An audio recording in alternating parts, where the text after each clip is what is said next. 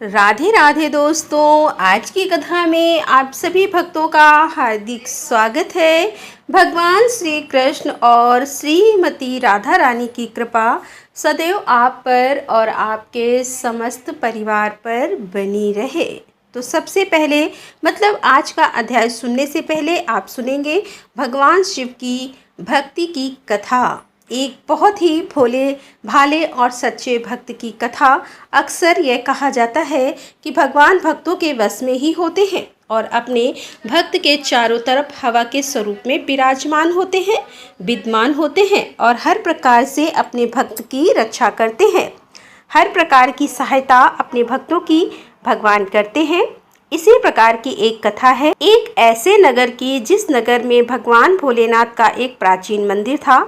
उसी नगर में भगवान शिव का एक भक्त भी रहा करता था, सच्चा भक्त और बहुत बड़ा भक्त, ऐसा जो भगवान की दिन रात पूजा अर्चना किया करता था। दिन भर उसके मुंह में बस एक ही नाम रहता था और वह नाम था भगवान शिव का। नमः शिवाय मंत्र जप करता। कभी भगवान शिव का सिर्फ नाम ही लिया करता था, नाम जप किया करता था। किसी भी प्रकार से भगवान शिव से वह अपने आप को अलग नहीं रखता था। सुबह उठने से लेकर रात में सोने तक केवल ओम नमः शिवाय का ही जप करता था।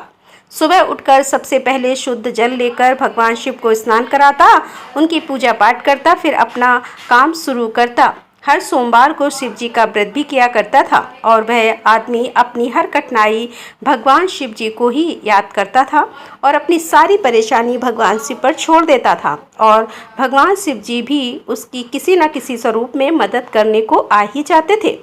उसके निस्वार्थ भक्ति से और उसके भोलेपन से भगवान शिव अत्यंत प्रसन्न रहा करते थे। एक दिन उस भक्त के मन में भगवान शिव जी के बड़े धाम जाकर भगवान शिव जी के दर्शन करने की आशा जागी। तो उसने निर्णय किया कि वह भगवान भोलेनाथ के दर्शन करने पैदल ही जाएगा। उसने बिना देरी किए अपने कुछ कपड़े लिए और निकल पड़ा। शिवधाम को भक्त भगवान शिव का नाम स्मरण करता हुआ निरंतर अपने रास्ते में आगे बढ़ता जा रहा था। चलते चलते थक जाता तो किसी पेड़ की छांव में थोड़ी देर विश्राम कर लेता और फिर चलने लगता। उसे भूख और प्यास लगती तो रास्ते में कुछ फल खा लेता था और नदी या तालाब के मिलने पर पानी पी लेता था। वह निरंतर भगवान के दर्शन करने की जिज्ञासा से आगे बढ़ता ही जा रहा था, लेकिन वह भटकता हुआ एक ऐसी जगह पर पहुंच गया जहां बहुत ही अकाल पड़ा हुआ था तथा दूर दूर तक कोई इंसान या कोई जानवर भी वहां पर नजर नहीं आ रहा था। वहां का माहौल देखकर उसे बड़ा अजीब लगा। उसे उस जगह पर बहुत कठिनाइयां भी मिली, लेकिन उसका मन विचलित नहीं हुआ क्योंकि उसके मन में भगवान के दर्शन की लालसा थी। चलते चलते उसे बहुत जोर की भूख लगने लगी, लेकिन कहीं दूर तक भी उसे खाने को कुछ नहीं मिला। जब वह उदास होकर पेड़ की छांव में सो गया, तभी एक आदमी अपने साथ एक पोटली में कुछ फल लेकर आया और उसकी उदासी देखकर बोला, क्या हुआ भाई, इतने उदास क्यों हो? भक्त बोला, जोरों की भूख लगी है किंतु दूर दूर तक कुछ नहीं मिला खाने को। तभी उस आदमी ने वह पोटली भक्त को दे दी और वहां से चल पड़ा। भक्त ने पोटली के सारे फल खा लिए और फिर चल पड़ा, लेकिन यह भी नहीं सोचा कि इतने सुनसान जगह पर कोई आदमी नहीं दिखाई दे रहा था, तो अचानक से यह फल वाला कहां से आ गया। वह अपने रास्ते चल ही रहा था कि उसे फिर जोर की प्यास लगी और उसने दूर दूर तक पानी तलाशा, लेकिन कहीं पानी नहीं मिला। अकाल जो पड़ा हुआ था, कई सालों से उस जगह पर कोई बारिश ही नहीं हुई थी। अब तो वह पानी से तड़पता हुआ निराश होकर बैठ गया। तभी वही फल वाला आदमी अपने हाथ में पानी का कमंडल लेकर वहां आया और उसे पानी पिलाया। भक्त उसे देखकर बोला, तुम अभी मुझे फल खिलाकर गए थे और फिर पानी लेकर मेरे सामने आ गए। यहाँ पर दूर दूर तक कहीं पानी नहीं मिला और तुम कहाँ से पानी लाए? तभी उस आदमी ने जवाब दिया, सच्चे भक्तों के हमेशा साथ भगवान ही रहते हैं, उन्हें किसी प्रकार का कष्ट होने ही नहीं देते। इतना कहकर वह आदमी कुछ दूर तक जाकर गायब हो गया। अब भक्त को यह समझ में आ गया कि वह आदमी कोई और नहीं, भगवान शिव जी ही थे जो मेरी मदद करने को आए थे। अब वह भक्त बिना किसी परेशानी से भगवान जी के धाम पर पहुंच ही गया था। उसने भगवान भोलेनाथ के दर्शन किए, उनका आशीर्वाद लिया और फिर निरंतर भगवान शिव की भक्ति में लीन रहने लगा। दोस्तों, इस कहानी से एक बड़ी अच्छी शिक्षा मिलती है कि भगवान हमेशा भक्तों के साथ खड़े ही रहते हैं। कई बार हमारे जीवन में बुरा समय आता है, लेकिन कुछ मुश्किलों के बाद भगवान सब ठीक कर देते हैं। ऐसा नहीं होता है कि भगवान के भक्तों के ऊपर कोई कष्ट नहीं आता, बिल्कुल आता है। भगवान परीक्षा लेते हैं, कई बार लेते हैं, लेकिन भगवान परीक्षा भी उसी भक्त की लेते हैं जो ज़्यादा सहनशील होता है। तभी तो कहते हैं कि भगवान जिसे प्यार करते हैं उसे मुश्किलों से रगड़ कर साफ करते हैं, फिर अपनी भक्ति के काबिल बनाते हैं और फिर उसके ऊपर अपनी कृपा की बरसात कर देते हैं। ऐसे भक्तों के साथ भगवान बिल्कुल हवा की तरह, बिल्कुल साई की तरह चलते हैं। ज़रूरत है तो सिर्फ निस्वार्थ भाव से भक्ति करने की, प्रेम रखने की, श्रद्धा रखने की और समर्पण की भावना रखने की। अगर हम समर्पित होकर भगवान की भक्ति करते हैं, किसी भी देवता को समर्पित भाव से आराधना करते हैं, तो भगवान हमारी भक्ति स्वीकार भी करते हैं और इसके साथ ही हमें भी स्वीकार करते हैं। उम्मीद करती हूँ ये कथा आपको भी जरूर पसंद आई होगी। भगवान की भक्ति से जुड़े आपके भी अगर कोई विचार हो तो कमेंट बॉक्स में आप सभी का स्वागत है। आप अपने विचार शेयर कीजिए, जिससे कि दूसरे लोग भी जो भक्ति के पथ पर है उनको बहुत मदद मिलती है, विश्वास रखता है। और अब आप सुनेंगे आज का अध्याय। श्रुतदेव जी कहते हैं कि राजा के इस प्रकार से धर्म पालन से संतुष्ट होकर भगवान श्री हरि विष्णु ने प्रत्यक्ष उन्हें दर्शन दिया और भगवान के रूप का वर्णन करते हुए श्रुतदेव जी कहते हैं कि परमात्मा भगवान नारायण 4 भुजाओं से सुशोभित थे।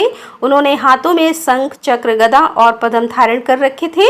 वे पीताम्बर धारण करके बनमाला से विभूषित थे। भगवती लक्ष्मी तथा एक पार्षद के साथ गरुड़ की पीठ पर विराजमान थे। उनका तेज देखकर राजा के नेत्र सहसा बंद हो गए। उनके सब अंगों में रोमांच छुआया और नेत्रों से अश्रुधारा प्रभावित होने लगी। भगवत दर्शन के आनंद में उनका हृदय सर्वदा डूब गया। उन्होंने तत्काल आगे बढ़कर भगवान को साष्टांग प्रणाम किया। फिर प्रेम से विह्वल नेत्रों से विश्वात्म देव जगदीश्वर श्री हरि को बहुत देर तक निहार कर उनके चरण धोए और उस जल को अपने मस्तक पर धारण किया। उन्हीं चरणों की धोवन रूपी श्री गंगा जी ब्रह्मा जी सहित तीनों लोकों को पवित्र करती है। तत्पश्चात राजा ने महान वैभव से बहुमूल्य वस्त्र, आभूषण और चंदन से हार, धूप, दीप तथा अमृत के समान नैवेद्य के निवेदन आदि से एवं अपने तन, मन, धन और आत्मा का समर्पण करके अद्वितीय पुराण पुरुष भगवान श्री विष्णु का पूजन किया और पूजा के बाद इस प्रकार स्तुति की, जो निर्गुण, निरंजन एवं प्रजातियों में भी अधीश्वर हैं। ब्रह्मा आदि संपूर्ण देवता जिनकी वंदना करते रहते हैं, उन परम पुरुष भगवान श्री हरि को मैं प्रणाम करता हूँ। शरणागतों की पाप राशि का नाश करने वाले आपके चरणारविंदों को परिपक्व योग वाले योगिकों ने जो अपने हृदय में धारण किया है, यह उनके लिए बड़े सौभाग्य की बात है। बढ़ी हुई भक्ति के द्वारा अपने अंतःकरण तथा जीव भाव को भी आपके चरणों में ही चढ़ाकर वे योगी जन उन चरणों के चिंतन मात्र से आपके धाम को प्राप्त हुए हैं। विचित्र कर्म करने वाले आप स्वतंत्र परमेश्वर को नमस्कार है। साधु पुरुषों पर अनुग्रह करने वाले आप परमात्मा को प्रणाम है। हे प्रभु, आपकी माया से मोहित होकर मैं स्त्री और धन रूपी विषयों में ही भटकता रहा हूँ।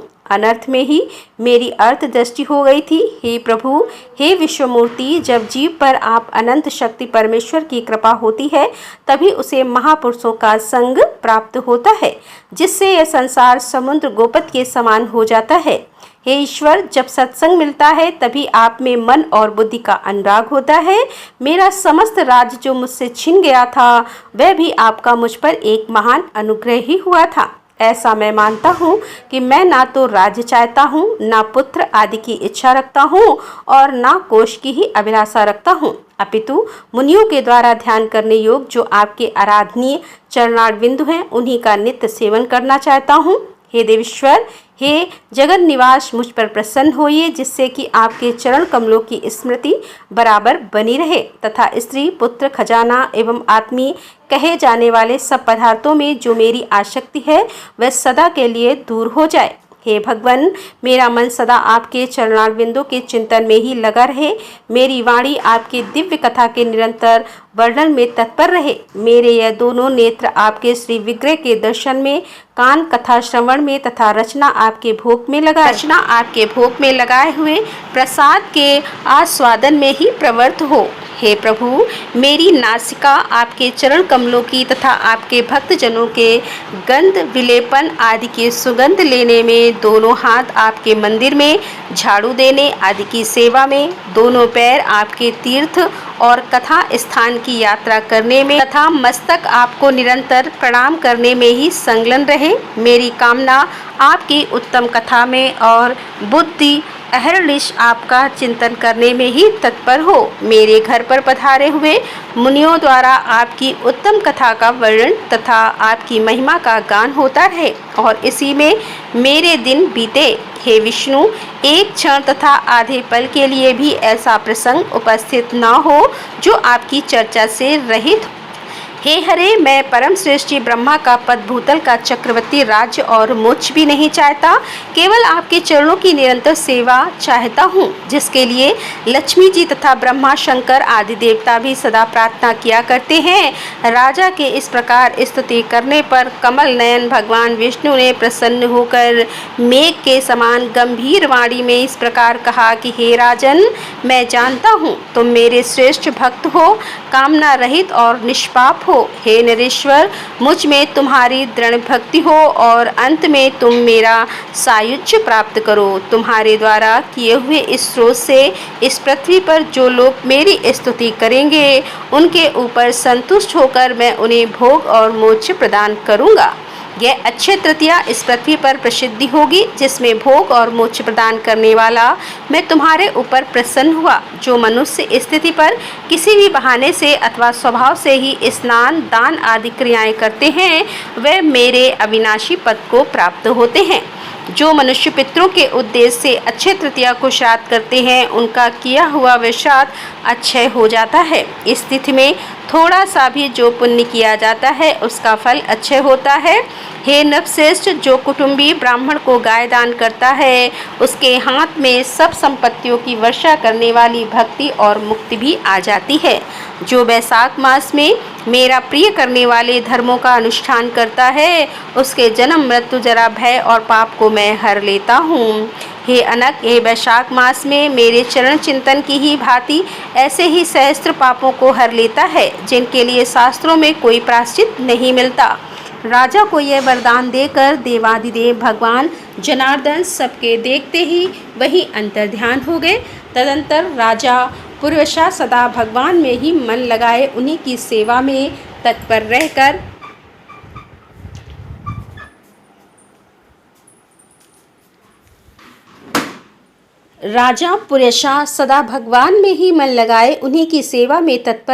इस पृथ्वी का पालन करने लगे और देव दुर्लभ समस्त मनोरथों का उपभोग करके अंत में उन्होंने चक्रधारी भगवान विष्णु का सायुज्य प्राप्त कर लिया। जो इस उत्तम उपाख्यान को सुनते हैं और सुनाते हैं वे सब पापों से मुक्त होकर भगवान विष्णु के परम पद को प्राप्त हो जाते हैं। राधे राधे, जय श्री कृष्णा। आज की कथा का यहीं पर समापन करती हूँ। इसके आगे का वृत्तांत आप कल की कथा में सुनेंगे। उम्मीद करती हूँ ये कथा आपको जरूर पसंद आई होगी। तो दोस्तों, मिलते हैं इसके आगे का अध्याय लेकर। तब तक के लिए राधे राधे, जय श्री कृष्णा, हर हर महादेव, जय भोलेनाथ की।